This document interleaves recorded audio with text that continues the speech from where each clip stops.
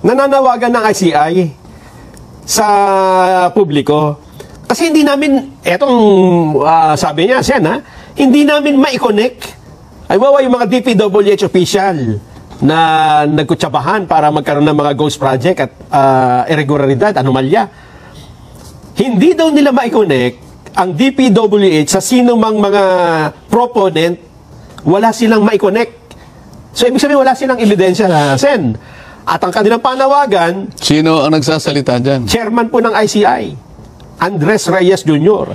Kaya ang kanyang sabi, nananawagan kami sa lahat na ng posibleng may alam, whistleblower, lumapit kayo sa komisyon, tumulong kayo sa pangalap ng ebidensya. So naghahanap ng whistleblower. Opo, ang ICI. Di ba yung Blue Ribbon Committee, sa nung panahon ko, nakahanap ako ng whistleblower eh. Ay nga, tama. Ayaw naman nila suportahan. Si una nun, yung mag-asawang Diskaya. Yun lang kasi yung paraan. Mabuti na lang, ngayon, nararamdaman ng ICI yung hirap kung paano kumonekta. Kung totoong nahihirapan sila, hindi ko sinasabing nahihirapan.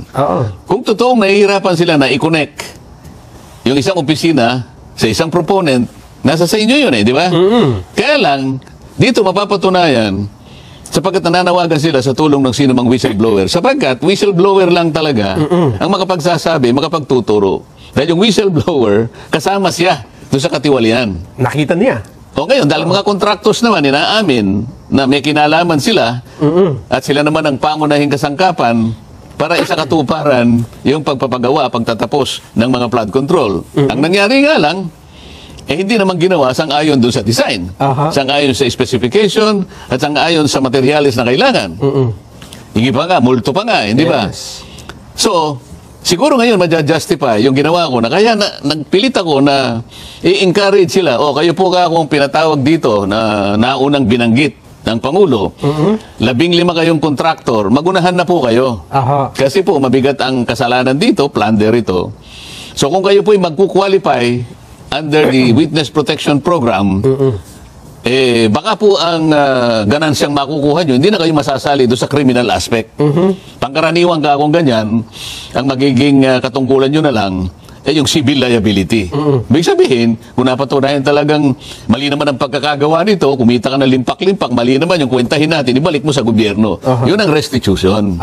Pero hindi sa panahon na siya nag-a-apply pa lang. Ayun, para walang hadlang muna. Wala, kinakailangan, ini-encourage mo nga ang hirap ngang kumuha Pagkatapos papatungan mo kagad ng isang requirement na wala naman doon, talagang ayaw mo makakuha. Yun ang nangyari. Ngayon, dapat maintindihan na ng mga mamay, ba't ko pinipilit? Kaya lang, yung mga iba namang ibang mag-isip. Si Marcoleta, kinakampihan ko raw. Samantalang ang layunin, napakalinaw. Sabi ko, gusto kong matuko yung mastermind. Hindi naman sa sinasabi kong mastermind lang ako yung aking gustong matukoy. Kahit na yung butete at sapsap, uhulihin ko pa rin yan. Ngunit, ang pinakauna sa aking priority, yung mastermind. Kailangan ko yung whistleblower. Kaya nga gusto ko yung isang tao na magkukusa, at dahil nga sa gagawin na yon, medyo mapanganib naman yun sapagkat, siyempre, yung mastermind nakatingin sa kanya. Gagawa't gagawa yun, ng ikapipinsala ng maring buhay niya, buhay ng pamilya. Kaya ilalagay mo siya sa Witness Protection Program. Ayun. Marami namang nakialam. Ang dami namang nagpasikat. So, ganun ang nangyari. Ito yung isa sa paglilihis. Ngayon, na kinikilala ng ICI, ganun pala, kaimportante na magkaroon ka ng whistleblower. Baka, ito malinaw Sen, siguro, para patibayin natin yan, baka sabihin nila, hindi, gawa-gawa nyo lang yan na nahihirapan ng ICI. Di pakita, meron ba? Meron. Pakinggan mo natin si retired Justice Andres Reyes. Yun yung theory niya yun ang scheme Pero hindi ka pwedeng mag-prosecute based on a scheme. Or a theory. Kailangan merong tetestigo. Yun ang patakaran ng batas natin So kailangan merong tetestigo. Yun ang whistleblower. Ibig sabihin, Sen, sana yun ang napakita. Hindi, mamaya hanapin po natin yung mismong eksakto, yung nananawagan siya sa publiko. So, mabubuo na po ang sa isipan natin. Kasi dati hindi mo maintindihan pa nun no? Na parang maniniwala sila sa sinasabing ang baka gusto nyo proteksyonan ay ang mag-asawang Diskaya. Pero right now, pagkatapos ng mga development na ito, marirealize mo, mukhang meron yung mga gustong wag maituro yung mastermind. Kaya ayaw nila magkaroon ng whistleblower. Kasi nga, yung Diskaya, kung mapapansin mo, initial pa lang, nagpangalan na siya ng 17 members ng Kongreso. Wala naman nakagawa nun kung hindi siya Ni si Alcantara at saka ni Hernandez, walang isang congressman silang naipakita. Pero dahil nagpilit siya na mapalagay sa Witness Protection Program, kinakailangan mo akong magbigay talaga ng substantial testimony, material talaga. Para ngayon, pagka ikaw ay nag-apply dyan, at kung ikaw naman ay mapapayagan at ikaw ay magkukwalify, magiging state witness ka. Oo. Ayan, Chairman.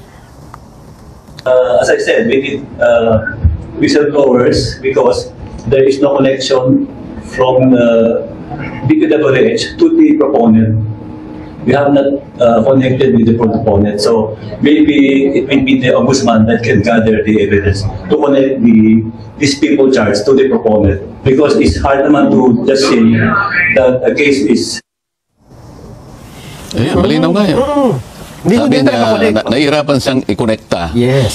sa pagitan ng proponent, yung may kinalaman doon sa pagpapatupad ng project, at saka yung empleyado ng DPWH. So, mga kailangan nakuha niya ng whistleblower. Yes. So, itinos niya sa ombudsman. Baka ang ombudsman, may magagawa siyang paraan tungkol dyan. So, sa mga tweet, pinatutunayan nila na tama yung direksyon na ginawa ko. Dahil nga napakahirap para lang magpasingaw ka. So, bibigyan mo siya ng bibigyan mo siya ng insentibo. Di ba, meron kang protection. Ang Estado ang magbibigay sa'yo ng protection. Kaya sabihin mo na yung gusto mong sabihin. Yun naman yung tuntunin eh. Yun ang layunin ng batas. Gusto ng Estado, magtagumpay siya sa pagpaprosecute ng mga may kasalanan. Yung mga tibali. Kaya, in exchange for that, bibigyan niya ng protection eh. So, yung batas na yun, kung makikita mo sa title pa lang, sabi ko nga, patungkol yun sa protection at benepisyo nung taong nag-a-apply na maging state witness. Pag nag-a-apply pa lang, para ikaw mag-a-apply ka pa lang ng trabaho, ang kailangan lang, ito yung edad mo, ito yung ganito. Pagkatapos maglalagay ka ng requirement na wala doon, bayaran mo muna yung utang mo kay Pedro bago ka makapag-apply. Wala namang ganun eh. Doon sa batas. Doon sa batas. So, hindi mo talaga gusto na mag-prosecute. Ibig sabihin, gumagawa ka ng paraan para... Gumagawa ka ng paraan dahil takot ka dito sa dahil baka magsabi talaga ng totoo ito, kaya dinidiscourage mo, kaya maglalagay ka ng additional requirement na hindi naman sinasabi ng batas. Pinapahirapan mo. Pinahirapan mo, pagkatapos sasabihin nila, si Marcoleta ang dyan. Si Marcoleta ayaw niyang magsoli. Hindi po, wala akong sinabing gano'n eh. Ang sinabi ko, ang pagsusoli po sa bandang huli, hindi po sa panahon na nag-a-apply pa siya para magamit siyang testigo ng pamahalaan. Dahil importante nga na ma-prosecute natin lahat ang mga tiwaling ito. Aha. Ano ba sasabihin ko sa kanila para maintindihan itong napakasimpleng gusto kong mangyari? Ngayon, malinaw na, Sen. Iwanan natin yung parte na yon. Lumitaw ang isang whistleblower na hindi inaasahan ng lahat. At ito, mismo nakakita ng pag-deliver ng maleta-maleta. Anong pangalan niya? Ang pangalan niya ay si Sergeant Orly Gutesa. Oo. Kilala ko yan. Anong ginawa nila? Bandang huli, Sen, ay hinanapan ng maraming butas. Sa halip na, sabi nga ng iba, bakit teka muna, parang may mali. Nagsusumbong siya. Anong parang may mali? Sabi kasi, nagsusumbong may sinusumbong sa krimen, may naganap na nakawan doon, no? Ang ginawa nung nag-iimbestiga, teka, patingin ng ID mo, sino ka? Taga saan ka? Nasaan ka nung ganito? Peke yung ID mo. Oo, parang si Saito. Oo. Si Saito pumunta sa'yo. Sir, sabi niya sa'yo, ito pong, nakita niyo po yung taong yon? Yung pong naka-jacket na yon. Magnanakaw po ng kalabaw yun. Yan. Pero ingatan niyo lang po ako. Sinasabi ko lang po sa inyo. Nagsusumbong lang ako. Ang ginawa mo kay Saito, halika rito. Kagaya na sinabi mo, taga saan ka? Ha?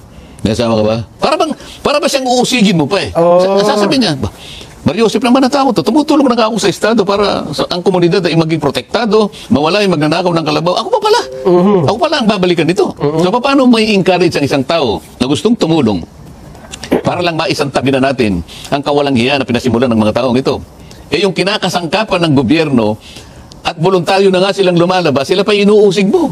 Yan ang isa sa pamamaraan nila. Ano sinabi? Yung notaryo, ano? Yung unang-unang sinabi ay, teka muna, sabi ng abogado, hindi ko naman pirma yan eh.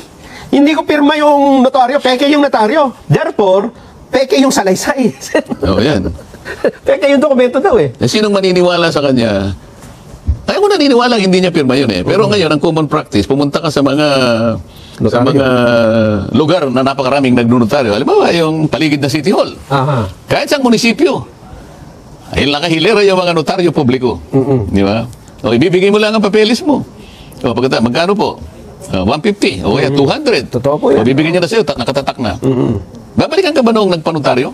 Ay, hindi. Sir, bago po ako umalis, pwede bang malaman ko talaga ikaw pumirma rin? Kayo po ba itong abogadong ito? Walang ganon. Sa totoong buhay. Walang ba? At saka, halimbawa, sa kaso ni Gutesa, Aha. saan naman kukuha ng pantatak si Gutesa? Bakit yung pepekein yung notaryo? Hindi yung pagpapagawa lang ng pantatak. Madali kukunin lang yun? magpanotaryo. Oo. Kasi magnanakaw ng dry seal na pinangganyan niya doon sa, di ba? Ayun lamang pangalan ng yung lugar. Meron din yung Manila, halimbawa, kaya Quezon City. Maliit lang yun eh. Gaganunin mo eh. Tapos gaganunin. Saan niya kukunin yun? Aha.